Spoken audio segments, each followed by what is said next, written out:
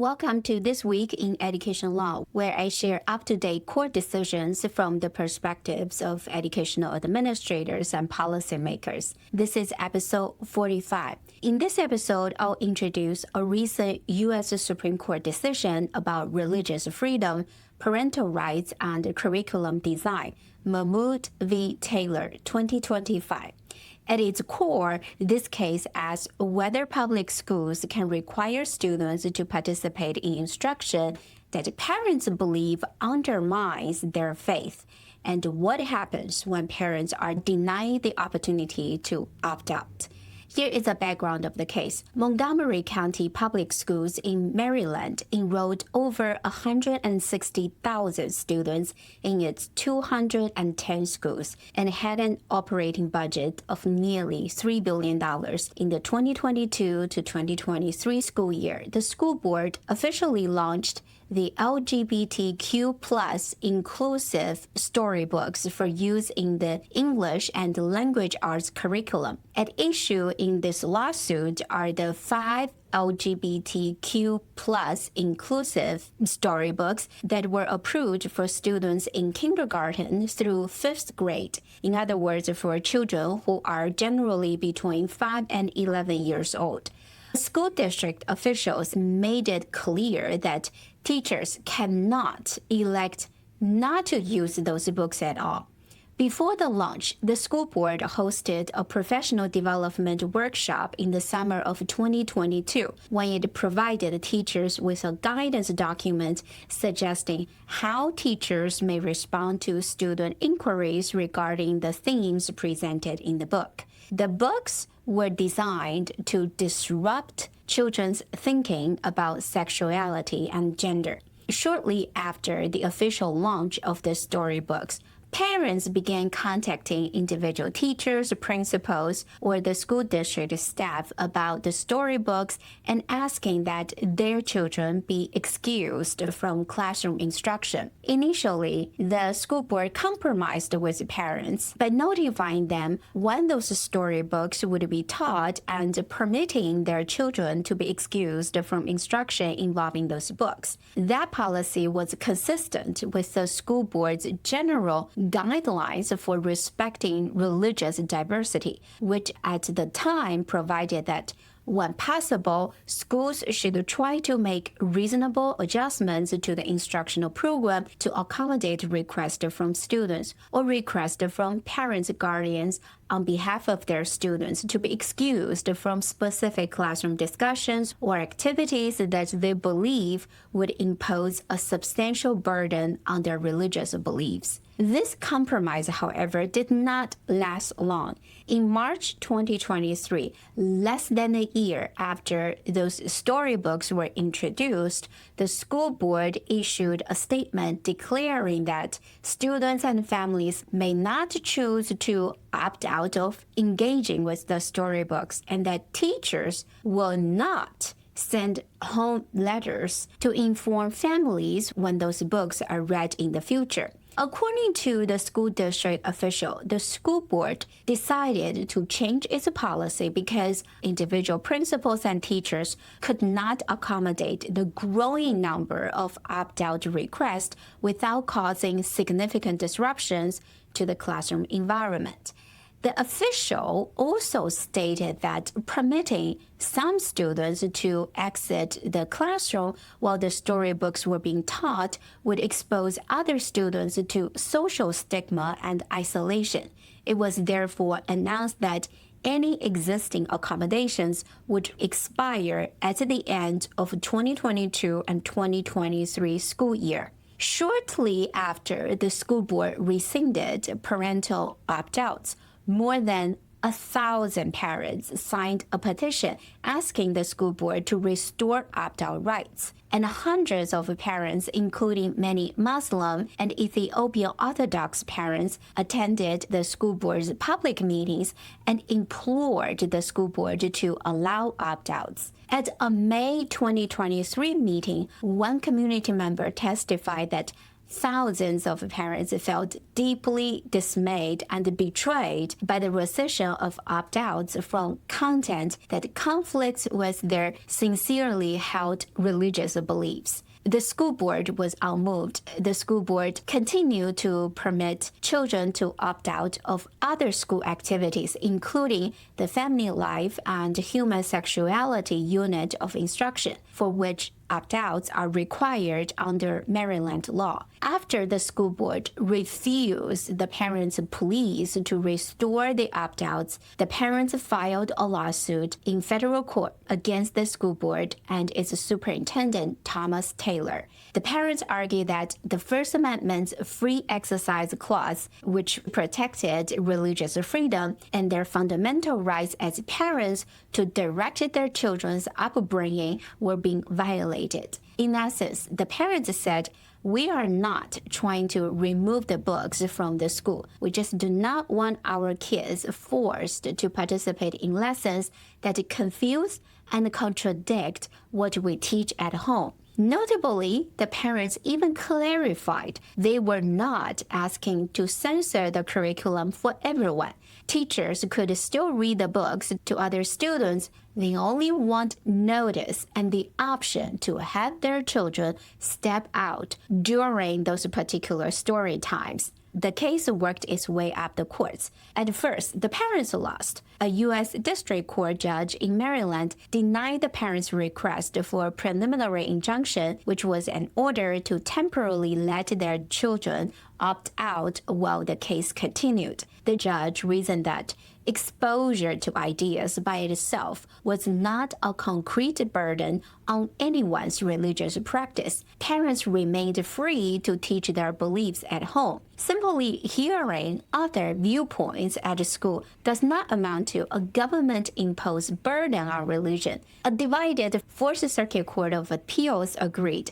Learning about other perspectives is not the same as pressuring a child to change their faith. To the lower courts, Montgomery County's policy was a neutral education policy, not an attack on religion. But the parents persisted and appealed to the U.S. Supreme Court. At its core, the case of Mahmoud v. Taylor asked, does a public school burden parents' religious freedom by forcing their young children to take part in lessons on gender and sexuality that conflict with the family's faith without giving any notice or opt-out opportunity? On June 27, 2025, the U.S. Supreme Court answered yes. In a 6-3 decision, the court sided with the parents and ordered the school to accommodate the parents' opt-out request. This ruling, grounded in religious free exercise,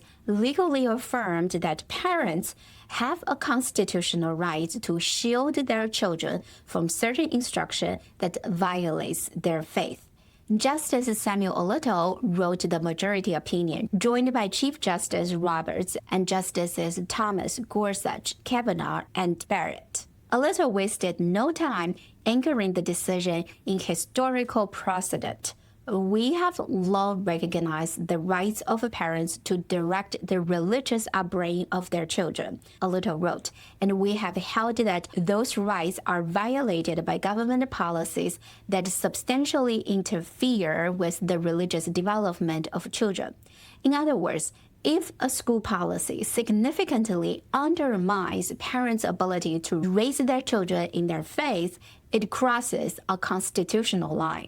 This principle comes straight from earlier landmark cases, Wisconsin v. Yoder, 1972, where the court exempted Amish families from compulsory high school because it threatened their religious way of life, and West Virginia v. Barnett, 1943, where the court said the schools cannot force Jehovah's Witness children to salute the flag against their religious beliefs. Like those cases, Mahmoud centers on the fundamental value that parents, not the state, have the primary role in instilling moral and religious values in their children. The court majority spent considerable effort comparing the Maryland storybook policy to the situation in Yoda. In Yoda, keeping Amish students in public high school was considered an objective danger to their faith. It put intense pressure to conform to mainstream values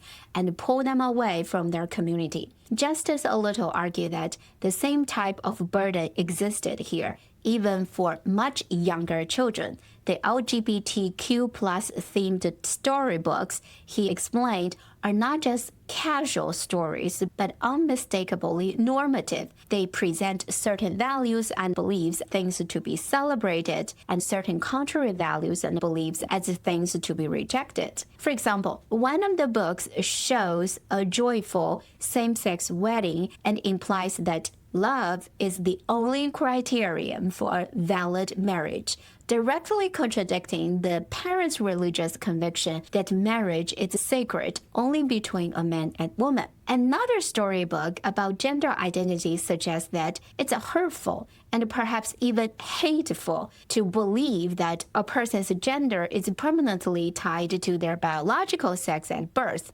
However, the parents in this case sincerely teach their kids the very opposite as a matter of faith, presenting those messages to impressionable elementary students in the authoritative voice of a teacher without allowing parents to opt out, placed a heavy thumb on the scale against the parents' teachings. The court noted that young children trust their teachers and can feel they must accept the school's lessons. Justice Alito pointed to evidence that the school's approach was deliberately meant to recalibrate the beliefs of students from traditionally religious families, essentially to counteract what those children were taught at home about gender and marriage. Requiring students to attend those lessons, in the court majority's view, exerted a psychological pressure to conform to ideas against their faith, thereby creating the same kind of objective danger to the free exercise of religion that the court identified in Yoder. In plain terms, the school was indirectly pressuring the students to question or abandon their family's religious beliefs by making the contrary viewpoint seem normative and correct in classroom. The First Amendment, the court held, does not allow public schools to put parents in that bind. This reasoning is an important development in the Free Exercise Clause law. You may be thinking, wait, what about the 1990 Supreme Court case, Employment Division v. Smith, which said religious objectors generally are not exempt from neutral, generally applicable laws? Indeed, under Smith, a public school normally would not have to bend its curriculum for every religious belief. But the majority in Mahmoud effectively treated this situation as an exception, much like Yoda was an exception.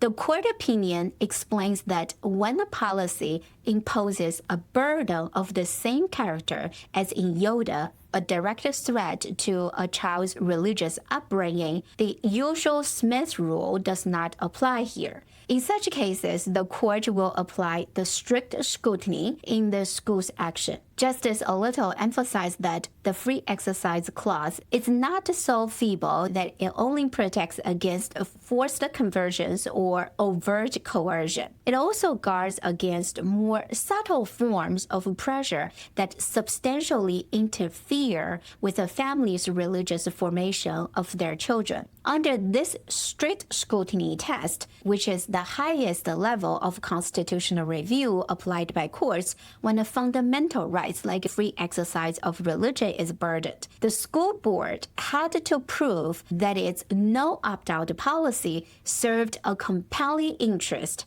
and was narrowly tailored to achieve that compelling interest. So what was the school board's justification? The school board argued that it needed to create an inclusive environment for all students and to avoid the administrative chaos of widespread opt-out. They claimed a duty to protect children with LGBT family members from feeling stigmatized or marginalized. The school board also cited the practical difficulty of giving individualized notice and supervision for opt-outs in dozens of classrooms, which could disrupt instruction. In short, the school board's case was that every student's participation was essential to its educational mission of acceptance and to the smooth functioning of its schools. The Supreme Court majority, however, was unpersuaded by the school board's arguments. It agreed that maintaining a respectful and non-discriminatory school environment is very important, but the court found the school board's claim unconvincing and overblown in this context. The court opinion pointed out several facts that undercut the compelling nature of the policy. First, the court highlighted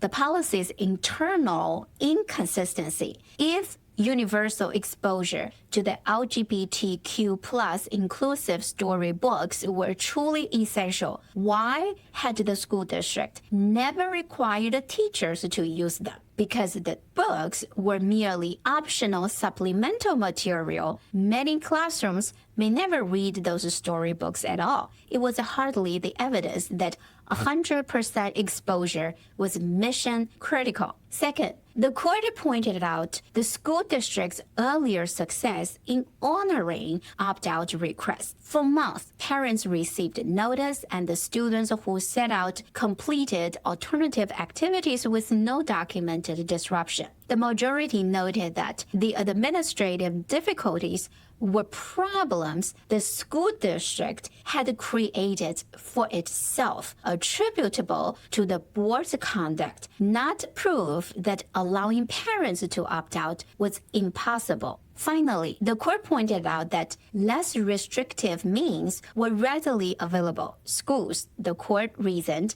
can teach respect and tolerance without compelling every student to hear material their family consider unmistakably normative of beliefs they reject. Allowing a handful of opt-outs would still let educators promote diversity while honoring sincere religious objections. In choosing the bluntest tool, the school board adopted a policy that undermines its own goals by alienating the very families it seeks to include, and thus failed the narrowly tailored requirement of strict scrutiny. Ultimately, the majority concluded that the burden on religious exercise outweighed the school district's justifications. Denying those parents and others a chance to opt out was not necessary to run a safe and inclusive school environment. Therefore, the Montgomery County's no opt-out rule violated the free exercise clause. The Supreme Court reversed the lower courts and granted a preliminary injunction in the parents' favor. In practical terms, the school district must now give parents advance notice when one of those storybooks or any similar content about gender or sexuality is going to be used in classroom, and excuse their children from that lesson if the parents object. It is important to emphasize the court's decision was not unanimous. It sparked a vigorous dissenting opinion by Justice Sonia Sotomayor, joined by Justices Kagan and Jackson. Justice Sotomayor's dissent accused the majority of the court of judicial overreach that could seriously harm public education. In her view, the parents' claim did not warrant a constitutional exemption. The dissent argued that the Constitution protects families from actual coercion to violate their faith, not from exposure to new ideas. Justice Sotomayor pointed out that nothing in the Montgomery County School District curriculum forced students to profess a belief or perform an act against their religion, unlike in Barnett, which was a flag salute, or Yoder, which was forced schooling contrary to Amish practice. Here, the children were asked to listen to stories, not to renounce their beliefs. Such conduct bears no resemblance to merely exposing children to concepts or ideas that incidentally conflict with a parent's religious beliefs. She wrote, "Offense or disagreement is not the same as coercion. If a public school mentions evolution or other religions or families different from a child's own, that might offend some parents, but it does not compel anyone to give up or violate their religious beliefs." In Justice Sotomayor's opinion, the majority of the court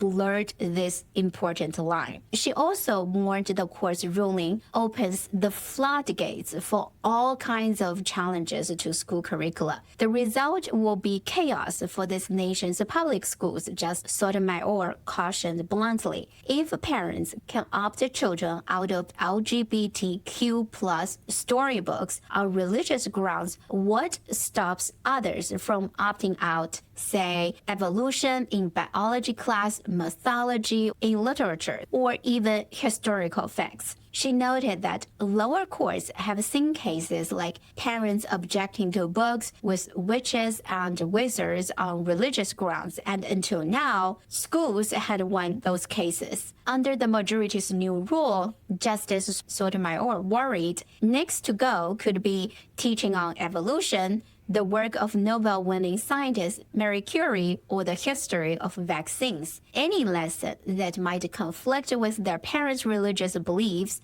could become a target for removal or opt-out demand. Now let's turn to what this means on the grounds for your school and district. How should school administrators respond? What policies or practices should we change or reinforce? First, proactively update your curriculum policies to include advance notice to parents about potentially sensitive instructional materials. For example, lessons on gender, sexuality, or other areas touching on deeply held beliefs. Providing notification is part of respecting a constitutional right. Along with notice, be prepared to offer a reasonable opt-out or alternative activity for students whose parents object on religious grounds. This could mean having a standby independent reading, library assignment, or other supervised activity for those students during that segment.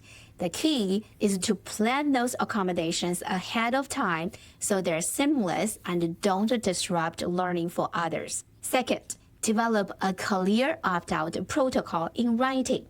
Many school districts already navigate opt-outs for topics like sex education lessons. Now consider a similar formal process for religious opt-outs. Create a simple form or online system where parents can request their child to be excused from specific content, stating it violates their sincerely held religious beliefs. Set deadlines and limits, for example, requiring requests at the start of a semester or with a certain notice period, so that you're not blindsided last minute. Importantly, train teachers and staff on how to handle those requests discreetly without drawing negative attention to the students. Third, maintain an inclusive environment for all students. You can uphold the court's ruling and continue to support diverse students. The ruling doesn't ban teaching LGBTQ plus content. It just means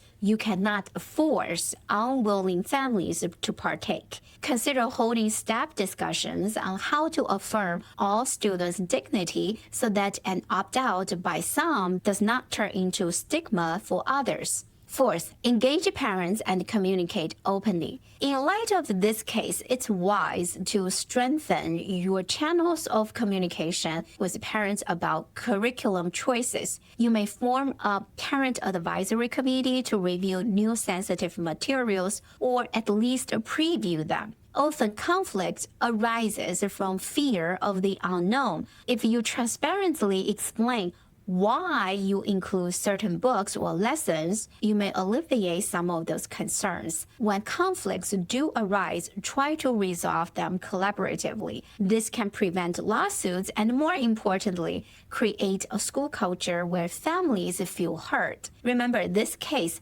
underscores that parents are partners in their children's education. Bringing them into conversation early can turn a potential showdown into a dialogue. The dust of this case is still settling. It's a new precedent, and the lower courts will be interpreting its boundaries. There may be state laws or regulations that need updating to align with this Supreme Court ruling. Also be mindful of equal treatment considerations. The court's decision was about religious objections, which receive special protection under the U.S. Constitution. This does not automatically extend to non-religious objections. Craft your opt-out policies carefully to avoid opening the door to every preference. For example, a family cannot opt out just because they don't like homework or do not believe in algebra. With legal guidance, determine how you will verify and handle requests, perhaps limiting them to core religious and ethical conflicts. Finally, keep an eye on new court cases. This case of Mahmoud v. Taylor may inspire legislation or further court rulings that refine what schools must do. Stay informed and ensure you remain in compliance and ahead of the curve.